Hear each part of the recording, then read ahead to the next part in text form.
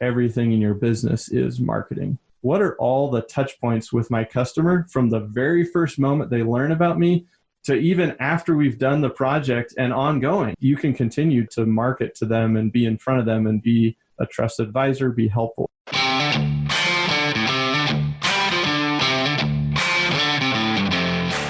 You work hard in your business. On the Profit by Design podcast, we ask the big question: what has your business done for you lately? Hi, I'm Dr. Sabrina Starling, the business psychologist, the author of How to Hire the Best, and your co-host on the Profit by Design podcast. Weekly, my co-host, Mike Bruno, and I bring you tips, tools, and strategies from our own experiences and from the experiences of our guests, who are entrepreneurial thought leaders and real-life entrepreneurs, all to support you in making intentionally profitable and sustainable business decisions to live the lifestyle you desire.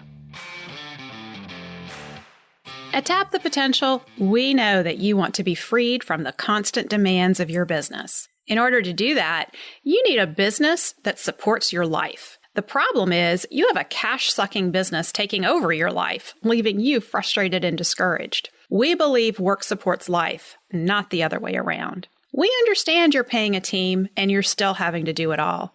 There should be accountability. It shouldn't be this hard, which is why through our proprietary coaching system, we help thousands of business owners just like you have more time for what's important to them and grow profit by 300 to 800%. Here's how we do it. First, take our assessment at tapthepotential.com/assessment. Next, meet with our success team lead to debrief your results. Then, join our Better Business, Better Life program. By the end of your first year with us, you will have more time for what matters to you and more money in your bank account than you've ever had before. So take our assessment at tapthepotential.com/assessment so you can stop working so hard for so little return. Take your life back. Profit Designers, today Mike and I are privileged to have a conversation with Spencer Powell. Spencer comes from a long line of builders who've been in business for over 100 years now. In 2010, Spencer started helping grow the family business by working on their digital marketing efforts. Today, Spencer's award-winning digital marketing agency helps dozens of builders and remodelers around the U.S. and Canada. He is the current president of Builder Funnel, a digital marketing agency specializing in helping the construction industry generate more leads and sales using the power of their own company websites. Spencer also hosts a popular podcast, Builder Funnel Radio, where he brings on industry experts and guests to share their insights with builders and remodelers. With that, let's join our conversation with Spencer. So today we're thrilled to have Spencer Powell from Builder Funnel. Spencer, why don't you just give us a short intro on what your firm does, and then we'll dig into some other areas.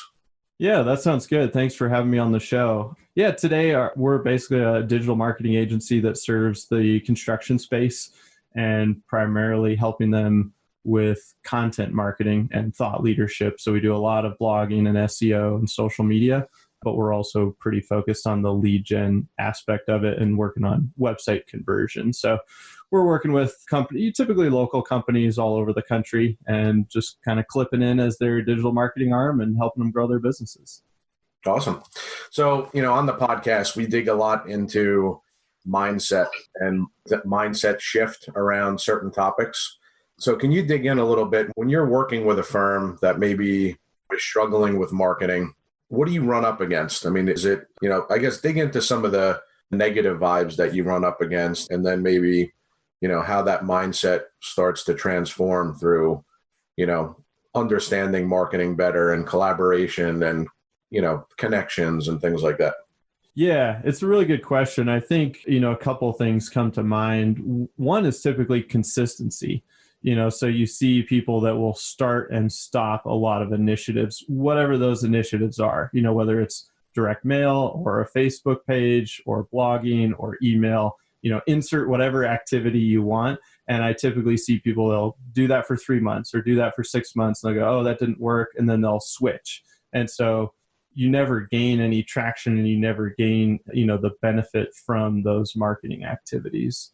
The other one that really stands out to me is this idea of people want to research and buy on their own today. And they do their own research for a long time before they ever want to talk to you. So people will browse your website, they'll read your emails, and it can feel like nothing's happening because you never hear from them.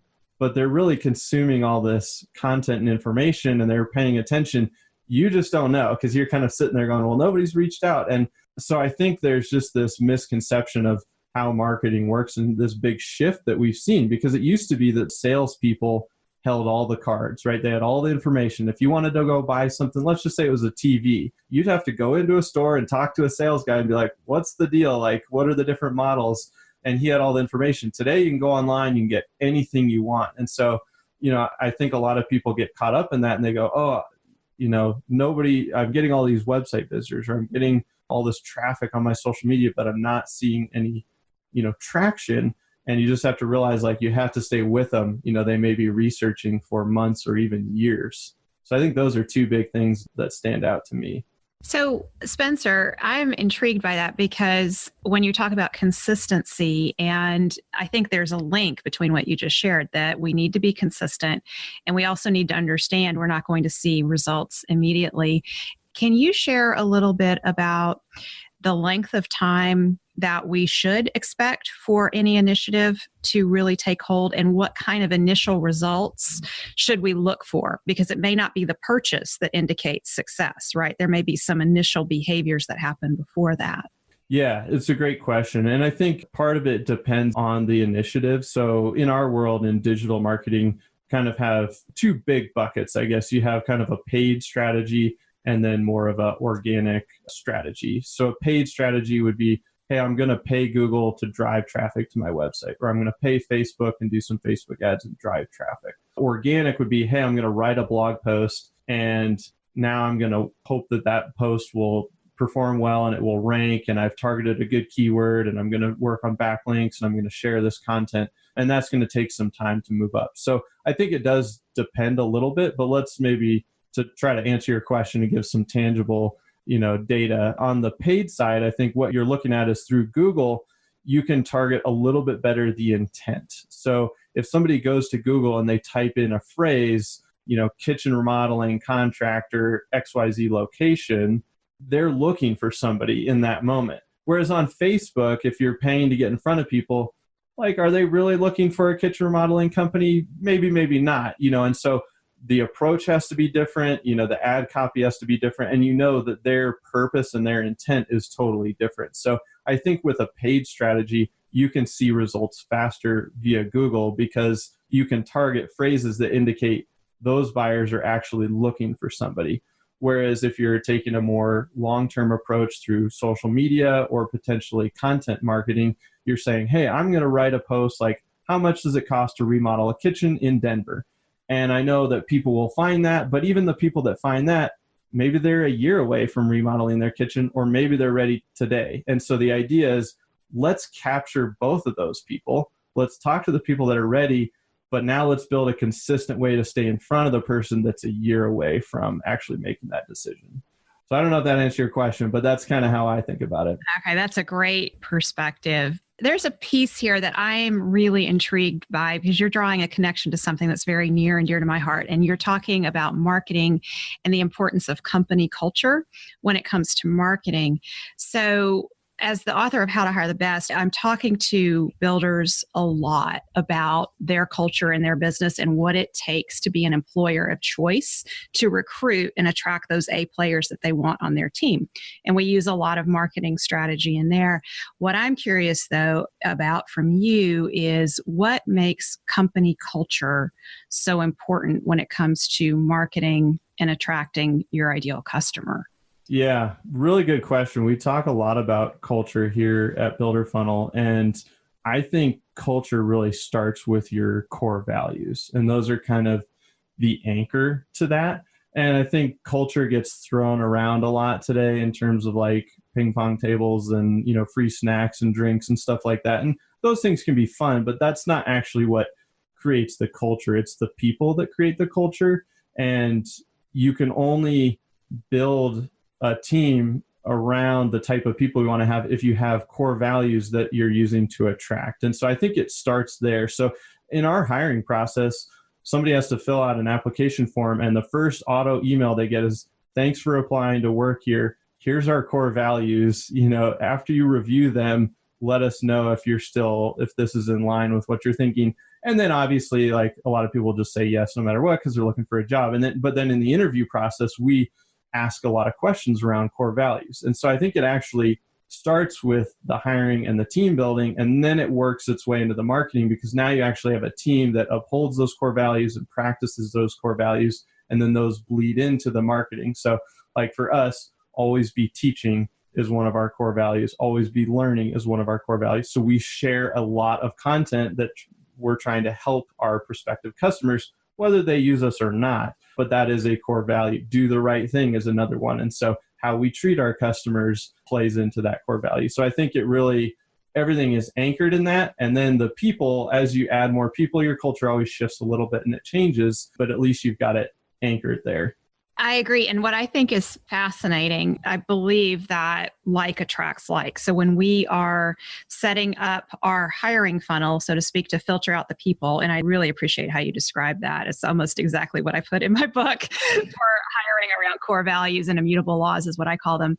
And we want to use those as screening mechanisms to get the right people onto the team and get the wrong people moving away from us as quickly as possible. What's really interesting to me, though, is when we have the right people on the team who reflect our core values, it helps us attract business from clients who appreciate and mirror our core values. So I find that, and we put our immutable laws out there all over the place. One of ours is work supports life, not the other way around.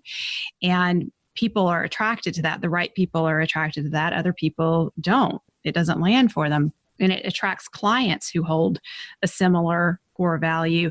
Do you weave those core values into the marketing content that is going out? We do. And you see it a lot on social media, I think, because that's an easy way to kind of showcase what's going on in your company, but also how it relates to your prospective clients. So just using some of the similar examples, always be teaching is one of ours. And so if we're doing something to teach our audience about a topic or a subject in marketing, we will document that and then showcase it on social media so people can see, oh, these guys are always adding value to the world. Oh, they're always teaching or helping. And so I think for us, a lot of the core values come out in the social media side of things. I think a little bit in our email marketing, and obviously on our website, you can read about the core values and everything. But I think in terms of people actually understanding what our core values are, it comes out more on the social side because it's a little more human and you can display some of those things. You can do them in Instagram stories. People can get a real feel for it. And we don't do a ton of like collateral and print material and stuff like that. And so I think it's really about the elements that are a little more human. So if we're at a show, people might pick up on it because they're experiencing our people and our team and how they act and how they treat people. And so I think that's how it displays itself in terms of the marketing. I think, what's really interesting to me, and I think talking about the mindset side of marketing, right? I feel like years ago, marketing used to be a very transactional type of thing, right? He or she who had the biggest yellow page ad would get the most calls, right? Nowadays, it's so much different. I mean, there's many different areas that need to be approached, right? So the culture of the company, the A players that work for the company, the way that they're reflecting the core values of the company to the customers and building those relationships that lead to referrals and, almost creating more of a personality for the business, right?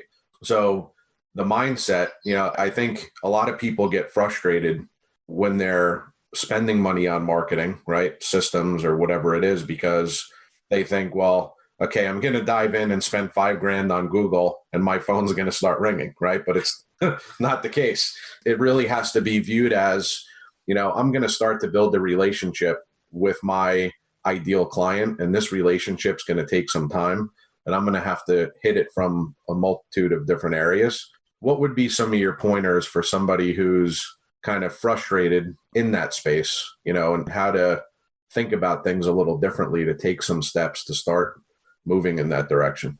Yeah, a couple things come to mind. I mean, one, I'm glad you phrased it that way because I really look at, I mean, almost everything in your business is marketing, whether that's the actual marketing function, even in the sales process, especially if you think about somebody that's researching for a year, you can be building that relationship, sending them helpful resources, answering their questions. Like that's all marketing. And then production, the delivery of the service, your interaction with the customer after they've paid, that's a huge opportunity to then turn that person into another customer. But they're only going to do that if you're treating that whole experience as how do I wow them? And I look at that as a marketing function. Even if you're sending out a bill or a statement or an invoice or something, like somebody in accounting can add a little bit of flavor to that email, add something unique that, again, just leaves that person with this good impression. And all of these things impact how this person views your company and thinks about your company. So I think that mindset shift is a big one. If you think about what are all the touch points with my customer from the very first moment they learn about me to even after we've done the project and ongoing, whatever they've purchased from you, you can continue to market to them and be in front of them and be a trusted advisor, be helpful. And so I think that's a big one. I could almost imagine replacing the word marketing with relationship building, because that's really what I hear you describing is showing up, being helpful, providing content that educates, and using that to nurture and build a relationship that could lead to someone making a purchase from you.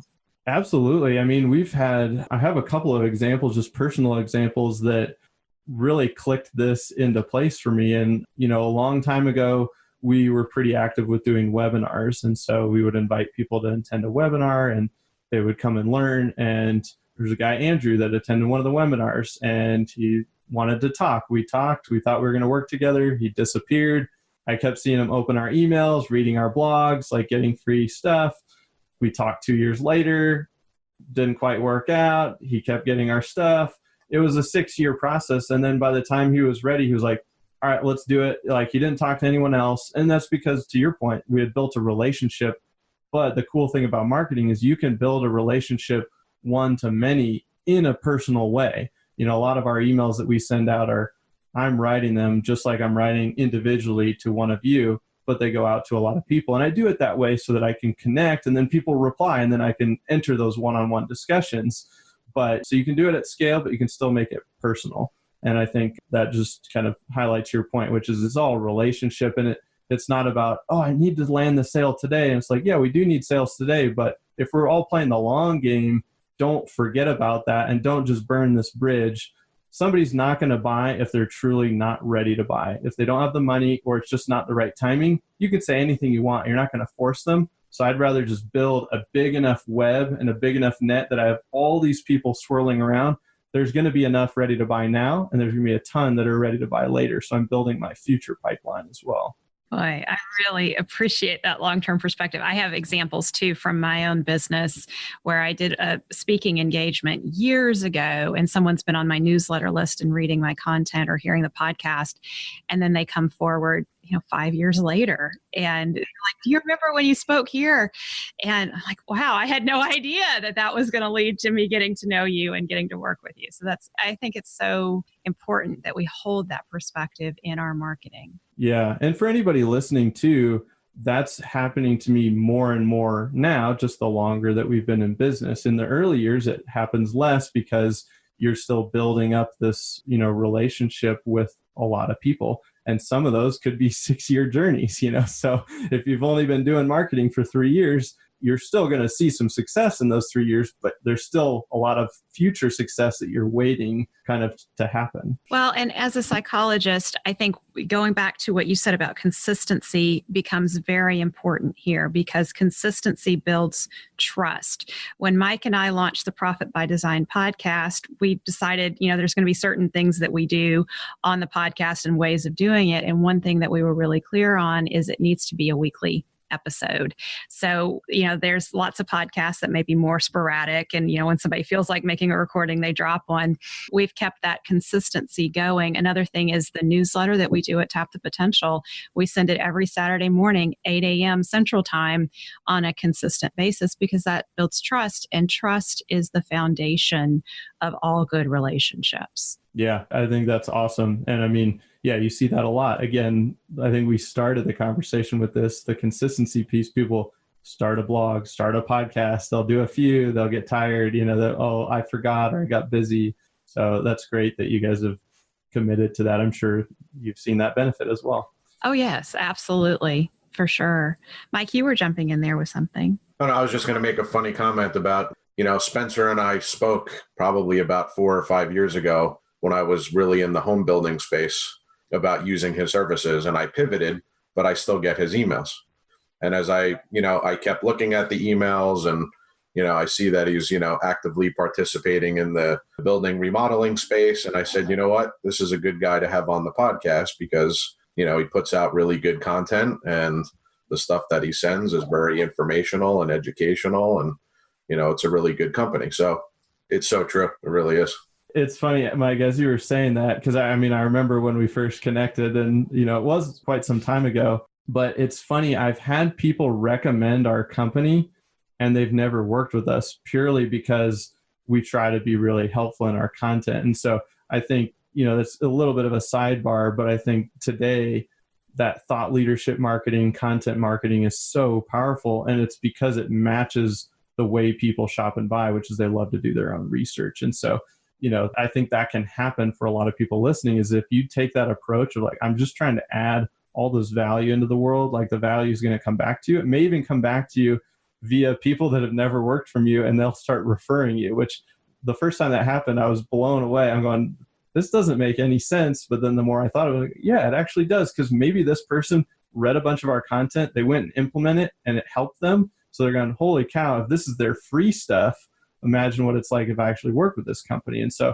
I think that's a really powerful concept and it's still not being leveraged enough by enough companies. People are trying to, hey, I'm going to put $5,000 into Google or I'm going to run this ad somewhere. And they think that it's this, to your point, transactional, method. And marketing, I think, is part art, part science. And we want it to be all science. We want to just go, I put $10,000 in, I get $40,000 back, or whatever it is in sales. And it doesn't work that way, purely. You can find some channels, but if everybody knew that you could put $10,000 out and get, more back in terms of net profit, then everyone would be growing through the roof. So there's definitely an artistic side of it and then the relationship building side of it. True. One of my key takeaways certainly is the connection now between the culture, the A players, and the overall relationship building plan for the company. Right. So Sabrina and I have talked about, same thing in my company years ago. I always compartmentalize things. Right. And I thought, okay, marketing is marketing and, employees are employees and we have to keep everything separate, but it even clicked for me just now in what you were saying, Spencer, and then what Sabrina was saying, how important it is to have that culture that's continually building relationships and fostering an ultimate client experience every step of the way, because it leads into satisfaction today, satisfaction tomorrow, them referring, and just continuing to build just a well-rounded company. And having those employees, those toxic employees in the organization are literally chipping away at your foundation of this relationship building, mission or, whatever you want to call it. Yeah, there's nothing that'll slow you down faster than a toxic employee. It bleeds through everything so fast. You can have such a solid team and then you get one poison and it flows quickly. Yeah. And sometimes the temptation is I need to hang on to them because it was so hard to find somebody to begin with. So I'm just going to let this, it can't be that bad. And usually what we as the business owner are seeing, it's the tip of the iceberg. And whatever they're showing to us, they're doing it at a deeper level every day throughout the company and all of their interactions everywhere. So it's highly toxic. Getting back to the relationship building and content, what types of content do you find really help build the relationship? It's a good question, because I think a lot of people dive in and they're like, oh, content, I need to write some blogs. And they just start writing. No strategy. I think the easiest place to start is think about all the questions you get asked in the sales process. So if you're hearing those questions, there's dozens, if not hundreds of other people that are probably Googling that, trying to find the answer, or they're thinking that in their head. And so I think that is the easiest and most simple way to start creating content, is just start answering all the questions. So I mentioned kitchen remodeling earlier, but apply it to any service. But how long does it take? What does the process look like? What does it cost? All these questions that come up, but make sure you actually answer the question. And I always just put myself in their shoes and I go, if I didn't know anything about this, how can I completely and holistically answer this question? And then do it in a format that you like: blog, podcast, video. That's just the medium. And then there's distribution of that content, but the actual creation of it, don't get hung up on that. You can find a way to distribute your content, whether it's written, video, or audio. But yeah, I think that's the easiest way. And then if we want to dive deeper, you get into keyword research, seeing what people are actually looking for. But I find that if you start with a questions-based approach, you can run with that for quite a while, because there's tons of questions.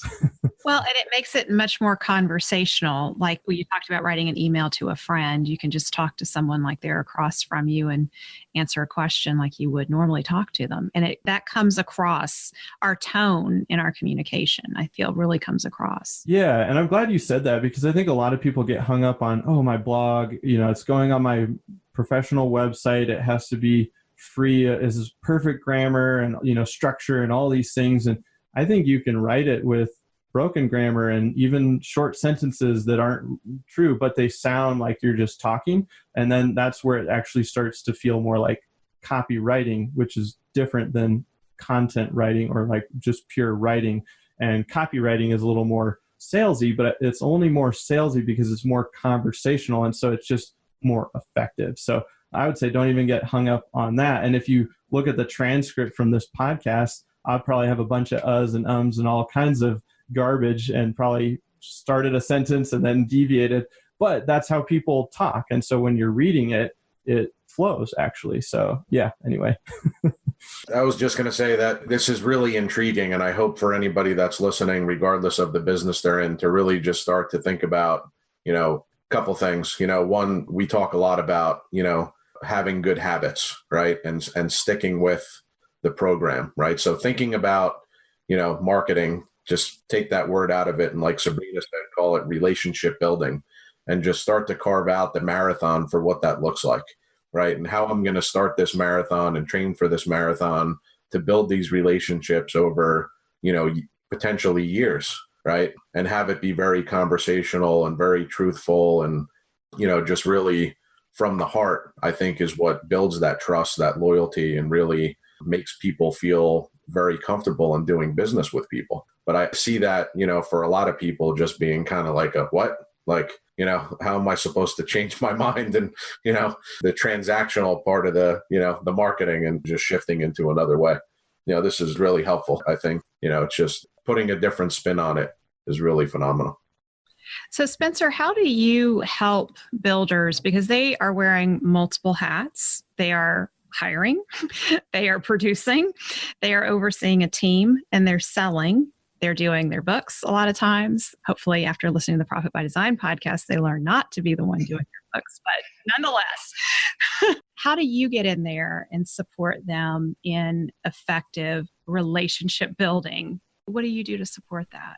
Yeah, we try to take a holistic approach, because I think a lot of, digital marketing services that are out in the marketplace are a little bit siloed. Hey, we can do your pay-per-click. Hey, we can do your SEO. Oh, I can do a newsletter for you.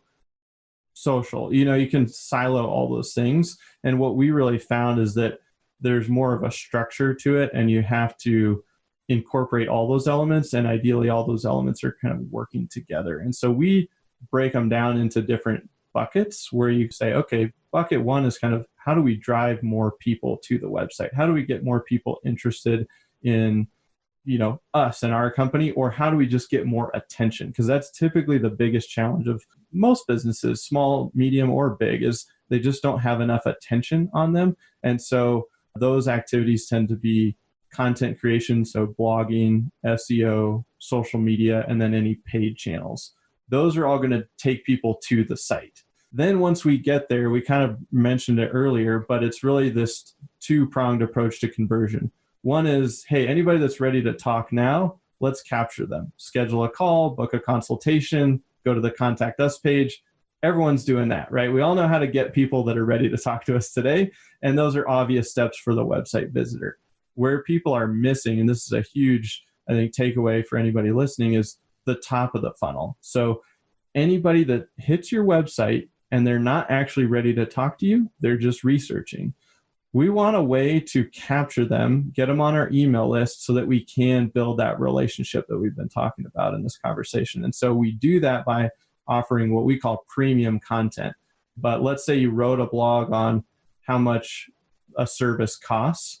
You could create a little bit more of an in-depth guide that goes into more detail about costs, and then somebody has to fill out a form to get access to that.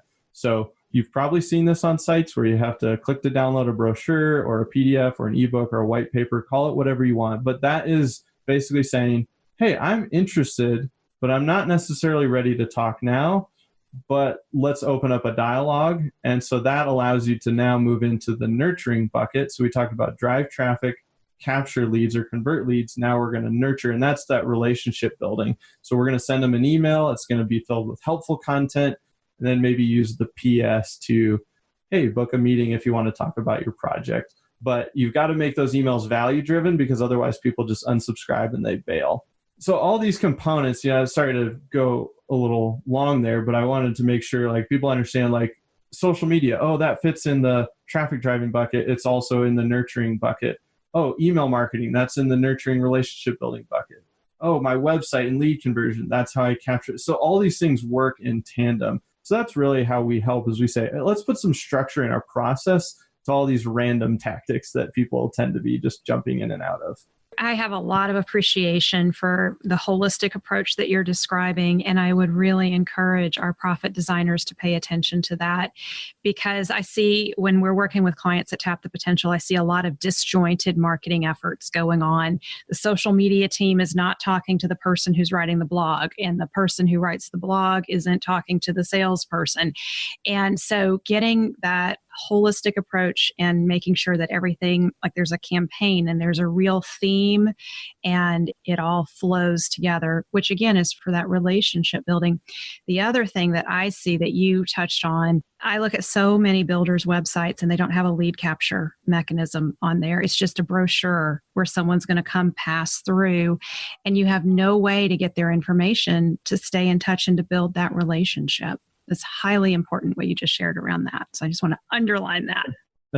Thank you. Yeah, you don't have to overcomplicate it. Sometimes you go, oh, I have to write this long ebook or some. It could be a checklist. It could be a remodeling process checklist, or whatever your business is. Make it a 1 or 2 page PDF. It doesn't have to be super fancy design. Obviously, the more you can do, the better it presents your brand. But it really doesn't have to be this in-depth 30-page report that somebody's going to download. And just ask for name and email. You're not asking for social security number and all this crazy stuff, because people aren't going to fill that out. And all you want to do is get their name and their email so that you can now build that relationship. And so if you just take one thing away from this today and you just implement that, you will capture more leads from your website, even if you get the same amount of traffic. Because right now, probably only about 3% or 5% of your website visitors are ready to fill out the contact form or call you. Everyone else is just researching. So capture more of those people in research mode and you'll be on your way. So as we get ready to wrap up here, one of the things that we are really big on at the Profit by Design podcast is that work supports life, not the other way around. And Mike and I are big personal development fans, and we really work on that for ourselves, and many of our listeners do too. So I'm really curious, what do you do to make yourself a better human being, and how does that show up in your work? Yeah, great question. Well, I think I'm in your guys' camp. I'm a huge fan of personal development. It all started for me when I got out of college, and I actually got to pick what I got to read. And so I went to Barnes & Noble. I was like 22, 23, whatever. And I just started reading about, like real estate investing and personal finance and leadership and marketing and, all these topics. And I got to choose, right? So that kind of started my path. And since then, I just read a ton. So my goal each year is about 50 books a year. I mean, I do a combination of physical books, Kindle, and audio. So I can always be consuming information. I try to use dead time. So if I'm in line at Chipotle, I can get 3 pages in or 5 pages in on my Kindle app, on my phone. Doesn't always work. Sometimes I'm on Instagram, but I try to keep it, focused on, productive time. And then, when I'm at the gym, I try to always have either a podcast or an audiobook going. And when I'm driving, sometimes I do music, but I've really tried to convert a lot of that drive time into education time. And one of the things I notice is that when you're actually always absorbing new ideas and new information, like your mind expands and you start to see more opportunities. And I find that it's funny, especially when I'm driving and I'm listening to an audiobook, I almost have to pause it every 30 seconds or 60 seconds and send myself an email or send myself an audio note I got to do this in my business, or I should try this. And there's so many things I haven't implemented out of all these, hundreds of books I've read at this point, but there are so many things that I have that have made a world of a difference. And so I think if you're just always in it, you start to see these things. And so we have a daily stand-up because that was in a book, and we meet with the team, and we do a monthly book club where we all read a book as a team, and it's purely education based. We just share what everyone thinks. There's no agenda other than we're all trying to learn and get better here. But then that starts to bleed its way into little things. Somebody might go, we could do this, or this might streamline this. And suddenly now we're talking about culture and core values, always be learning is one of ours. That's because it started with me. It's part of my DNA. And then it starts to flow through the whole organization. People get excited about learning. And so, I would say our company today is purely a product of my personal development. And I always felt like if I stopped, I'm going to hinder our growth. I have to continue to grow, because if I don't, we're only going to get as the information that I know about or my ability. And so I'm always thinking about that. And I don't want to be a cap for any of my team members. I want to be pushing us as far as we can so that they have unlimited room to grow as well. Yeah, I really like what you said about all the ideas that you haven't implemented, because I'm someone who has a very similar experience when I'm listening to audiobooks or podcasts. I get one idea after another, and I used to try to act on all of them, and I think I probably drove my team crazy. So I have become a curator of my own ideas to try to save my sanity and my team's sanity. But what I really appreciate about what you said is it's not so much about the ideas that don't get implemented. It's about the ones that do. And the creative process that gets going when we're constantly feeding our brain and learning.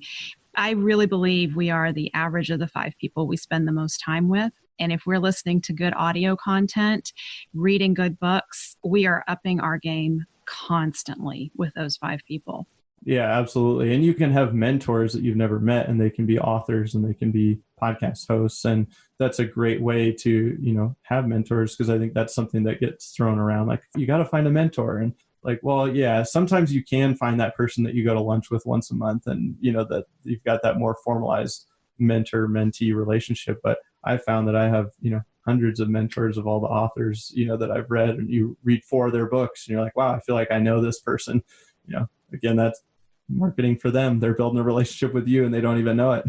So exactly. Well, and a book that is well written is like a conversation with the author. So that's exactly the experience. I know as an author myself, that's what I want my readers to have, that feeling like I'm just sitting there talking with them. Let's have a conversation. So I know you have some really great resources that you brought today to share with our listeners. So I want to give you a chance to do that. Yeah, thank you. Well, if you're in the construction space, we're actually opening the doors to something new that we're launching called Builder Funnel Academy. And you can just go to builderfunnelacademy.com. Builderfunnelacademy.com/join is the actual page where you can learn more there. But also we have tons of free stuff available on our website. We've been talking a lot about content. So if you just go to builderfunnel.com and click on the resources section, you'll find podcasts, blog, helpful downloads. You'll probably have to fill out some forms if you want some of it. So you'll see how that works if you want to see it in action. But there's plenty of stuff where you don't have to fill out a form either. And I would say that's just a great place to tap into if you want to go deeper into some of the stuff that we talked about. And if anyone just wants to chat, I mean, I'm available, and, we're not a high pressure sales organization. If you just want to talk about some of the stuff, core values, culture, anything like that, you can put my email out there. It's just spowell@builderfunnel.com, and cell phone is 719-660-5731. Just shoot me a text. I always like connecting with people and just talking about how we're working on our businesses. So any of those resources, dig in. That's awesome. And you also have a podcast. So tell everyone your podcast in case they want to follow you there. Yeah, thank you. It's called Builder Funnel Radio, and we've been doing that for about 2.5 years. We're actually going through a process this year where I host a weekly show, but we also have another team member that hosts a weekly show on the same feed. And then we're launching several mini series this year with other guests and experts. And then we have a third one launching pretty soon with my dad and my uncle. Our family's been in the home building business for 110 years. So we're talking about all things family business and different dynamics with parent, child, cousins, siblings, and how do you navigate all that. So it should be some fun. That's perfect. We just had a previous guest talking about family business, and so many small businesses are family based. So that is awesome that you guys are putting together a podcast around that. Yeah, it should be fun. I think there's so many small family businesses, and, small can mean so many things. I think it could be, under $1 million up to, 50 or 100 million, depending on who you look at to categorize it. But it's different. There's different dynamics going on. And so I think it's helpful to talk about those things. Fantastic. Well, thank you for joining us today, Spencer. Yeah, thanks for having me. I had a blast. I appreciate it. If you're like most business owners, you have a cash-sucking business that's taking over your life. After the first year in our Better Business, Better Life program at Tap the Potential, you'll have more time for what matters to you and more money in your bank account than you've ever had. Get started. Take our assessment at tapthepotential.com/assessment. Thank you for spending time with us today. Join our conversation in the Profit by Design podcast Facebook group. Share your thoughts on today's episode, ask us questions, and let us know what you want to hear about next. Visit our website at profitbydesignpodcast.com to access resources from our sponsors and tools we've created for you. Subscribe to the show on whatever platform you're listening to right now. There's a subscribe button right there. Go ahead and hit it so that you always get a notification when we release a new episode. And finally, share our podcast with a friend if you know a friend who would enjoy it. Thanks again for listening. This is real life business. Keep your chin up, keep moving forward. You got this.